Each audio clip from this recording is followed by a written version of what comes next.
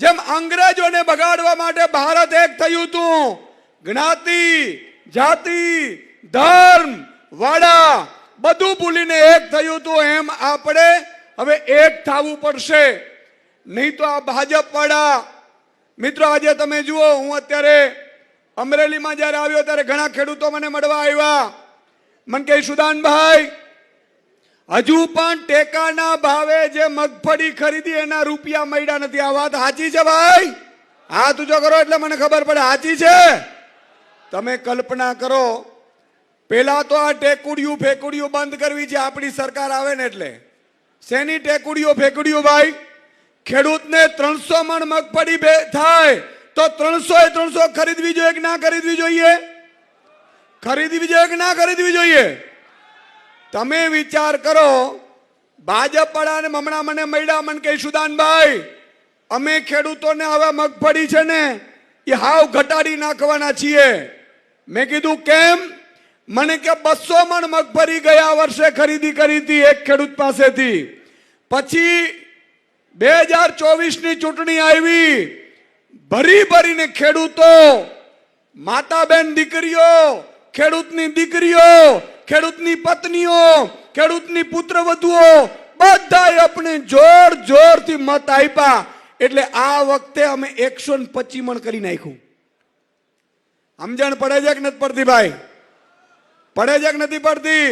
નહીં તો હું મહામંથન જોતા હતા કે નહીં?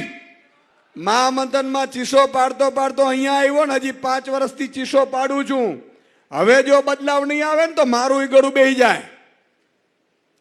તો મિત્રો, કહેવા એ માંગતો હતો કે ખેડૂતોને આ લોકો એવું માને છે કે આગામી જો તાલુકા જિલ્લાની ચૂંટણી આવે છે એમાં જો ખેડૂતનો દીકરો, ખેડૂતની દીકરી, ખેડૂતની માતા બેન જો ભાજપનો બટન દબાવ્યું તો આ લોકો આગામી જે ચોમાસામાં મગફળી આવવાની છે એ માત્ર 40 મણ ખરીદી કરશે. કેટલી? હવે આ થવા દેવું છે? મને હાથ ઊંચો કરો એટલે મને ખબર પડે આ થવા દેવું છે? તો મિત્રો, તમારી મારી જવાબદારી વધી ગઈ છે. આજે મુખ્યમંત્રી એના દીકરાને મુખ્યમંત્રી બનાવવા માંગે છે, કલેક્ટર એના દીકરાને કલેક્ટર બનાવવા માંગે છે, ડોક્ટર એના દીકરાને ડોક્ટર બનાવવા માંગે છે, એન્જિનિયર એના દીકરાને એન્જિનિયર બનાવવા માંગે છે. મિત્રો, હિન્દુસ્તાનનો એક ખેડૂત છે, પોતાના દીકરાને ખેડૂત બનાવવા નથી માંગતો. એ એમ કે છે કે બિચારા છોકરાને કહે છે કે પોલીસની ભરતી આવે છે થઈ જા, ક્લાર્કની ભરતી આવે છે થઈ જા. મિત્રો, 50 વીઘાના માલિક આજે હાવ આપણે જિંદગીમાં કઠિન પરિસ્થિતિમાં જીવી રહ્યા છીએ. ત્યારે આ બદલાવ એટલા માટે લાવવાનું થાય છે કે આપણે આપણા અસ્તિત્વની લડાઈ છે. કેમ એક ખેડૂત એના દીકરાને ખેડૂત બનાવવા નથી માંગતો? શું કામ? મિત્રો, આની પાછળ મેં અભ્યાસ કરેલો છે. આજે અમેરિકાનો એક ખેડૂત છે, બરોબર સાંભળજો એટલે તમે કહી શકો બધાને. અમેરિકાનો એક ખેડૂત છે, એ અમેરિકાના ખેડૂતને એની સરકાર વર્ષે 54 લાખ રૂપિયા સબસિડી આપે છે. કેટલી આપે છે? કેટલી? અને આપણી સરકાર આપણે બાબાજીનું ઠુલું આપે છે. મિત્રો, આ વિશ્વગુરુ નથી, આ ગુરુ ઘંટાલો છે, ગુરુ ઘંટાલો. આજે તમે વિચાર કરો, આપણી નીતિ એટલી ખરાબ છે કે મારો અમરેલીનો ખેડૂત, મારો ભાવનગરનો ખેડૂત બરોબર ડુંગળીના 200 રૂપિયા મણ ભાવ હાલતું હોય, 300 રૂપિયા મણ ભાવ હાલતું હોય, એમના પરિવાર આખી ડુંગળી ઉત્પાદન કરીને ઘરમાં લાવે એટલે મોદી સરકાર છે નિકાસ બંધ કરી દે, એટલે 5 રૂપિયામાં ડુંગળી જાય મણ. જાય કે ન જાય? અને છતાંય મારી માતા બેન દીકરી કે ખેડૂત ફરીથી ભાજપનું બટન દબાવે તો એમાં ભાજપનો વાંક કે આપણો વાંક? આપણો છે મિત્રો. એટલા માટે આજે તમને જગાડવા માટે આવ્યા છે. મારો ખેડૂત જાગશે તો સ્થિતિ થશે. મિત્રો, આજે હું જોઈ રહ્યો છું, ખૂબ અત્યારે તડકો છે, છતાંય તમે દૂર દૂરથી તમે બધા આવ્યા છો. તમે આવ્યા છો, તમે જાગૃત થઈ ગયા છો. તમને હવે જાગૃત કરવાની જરૂર નથી, પણ જેમ અમે તમને બોલાવ્યા ને તમે આવ્યા એમ મારી માતા બેન દીકરીઓ છે એ હવે એની આજુબાજુ ઝાપામાં બેઠા હોય, ખબર છે, પાડોશી ગામડામાં બેસીએ છીએ ને આપણે માતા બહેનો, બાજુના ઘરમાં જઈએ, એ બાજુવાળો ભાજપ વાળો હોય, એમના પત્નીને, એના બેનને, એના દીકરીને તમારે સમજાવવાનું છે કે બેન, તારો ધણી છે ને, તારો ઘરવાળો એ ભાજપમાં મત નખાવે છે ને, એમાં અમારા દીકરા વાંઢા રહીએ છે. વાંઢા કેમ રહીએ છે એ પણ હું તમને કહીશ. એટલે એને સમજાવવાનું છે બેન કે ગેસના સિલિન્ડરના ભાવ 400 રૂપિયા હતા ત્યારે ભાજપ વાળા વિરોધ કરતા હતા, અને અત્યારે 1100 એમ બટકાવે છે કે આ ગેસની છે ને રોટલી બહુ સારી થાય. મારા હારા ગુરુ ઘંટાલોની ફોજ છે. તો મિત્રો, એક એક ઘરે તમારે જાગૃતિ લાવવી પડશે. આજે ગામડે ગામડે હું જાઉં છું, હું લોકોને પૂછું કે આમાં ખરેખર કુંવારાઓની સંખ્યા કેટલી છે, તો કે સાહેબ અમારે તો 96 વાંઢા છે. દીકરાઓ, એમાં માતા પિતાનો વાંક નથી. માતા પિતા તમે જુઓ, દીકરો ખૂબ મહેનત કરતો હોય, રાત્રે પાણી વાળતો હોય, રાત્રે મહેનત કરે, 1-5 હાથ પૂરો હોય, માતા પિતાની આશીર્વાદ લઈને ઘરથી બહાર નીકળતો હોય, તોય એને દીકરી આપવામાં નથી આવતી. એ એટલા માટે, મિત્રો, ગોપાલભાઈ ઇટાલિયા માટે એકવાર તાળીઓનો ગડગડાટ થઈ જાય.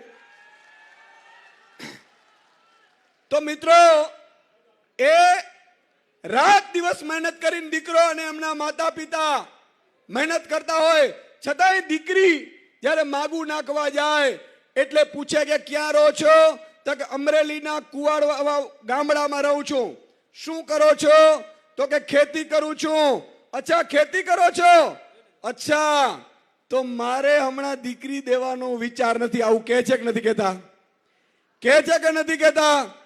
તો વાંઢા કોના કારણે રહ્યા? ભાજપના કારણે. અને છતાંય ભાજપ વાળા મિત્રો એટલા મોટા કલાકાર છે કે વાંઢાઓને પાછા પેજ પ્રમુખ બનાવી દીધા. બોલો, પાર્ટીનો કાર્યકર ઝંડો લઈને નીકળતો હોય, વાંઢાઓનું સંગઠન બને ને તોય આ ભાજપ વાળા પડી જાય. પણ મિત્રો, આમ આદમી પાર્ટી, છેલ્લી વાત હું કહીશ કે આમ આદમી પાર્ટીની સરકાર આવે તો શું થાય? આમ આદમી પાર્ટી માનનીય ભગવત માન અરવિંદ કેજરીવાલજી 4 વર્ષ પહેલા સરકાર બનાવી પંજાબમાં. અત્યારે તમને ખબર છે, પંજાબમાં સરકાર બની, કોઈ ટેકુડિયું ફેકુડિયું ટેકાના સેન્ટરો નહીં, જેટલું ઉત્પાદન થાય એટલું બધું ઉત્પાદન ખેડૂતનું ખરીદી લેવાનું ભગવત માન ને અરવિંદ કેજરીવાલજી તમારી સરકારે આદેશ કર્યા છે. મિત્રો, આ થવું જોઈએ, અહીંયા થવું જોઈએ. બીજી વાત, મિત્રો, હમણાંની વાત કરું, ખેડૂતોને પંજાબમાં ભગવત માન ને અરવિંદ કેજરીવાલજીની 4 વર્ષ પહેલા સરકાર આવી, અધિકારીઓને મીટિંગ બોલાવી, અધિકારીઓને પૂછ્યું તમે કેટલા વાગે નોકરીએ જાઓ છો? એટલે એને કીધું કે અમે 10 થી 6 ની નોકરી કરીએ છીએ.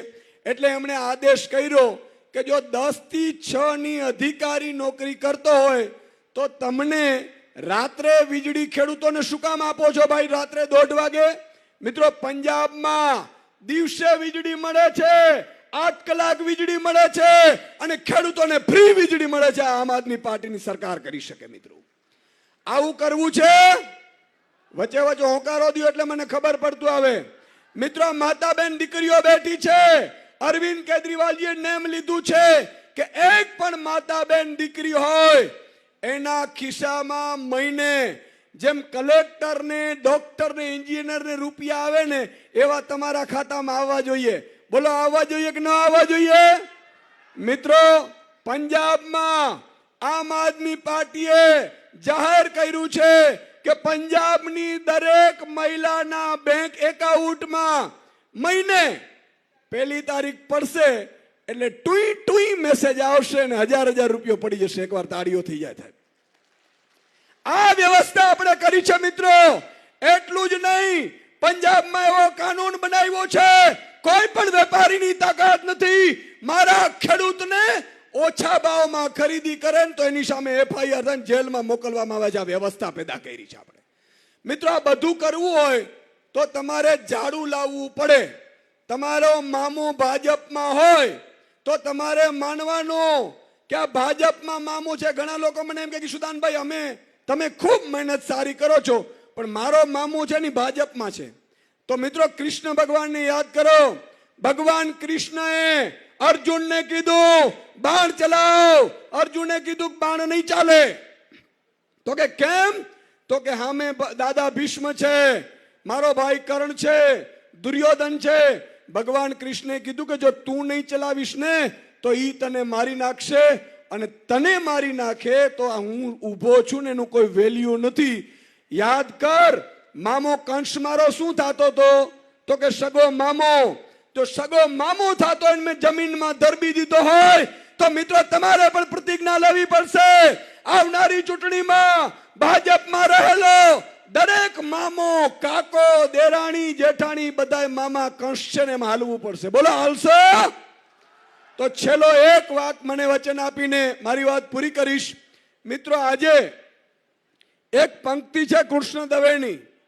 આ પંક્તિ બહુ સાંભળવા જેવી છે, તમને ખબર પડશે. આ પંક્તિમાં કૃષ્ણ દવેએ જે લખ્યું છે તમને સંભળાવું એટલે તમને ખબર પડે. સાહેબ અમે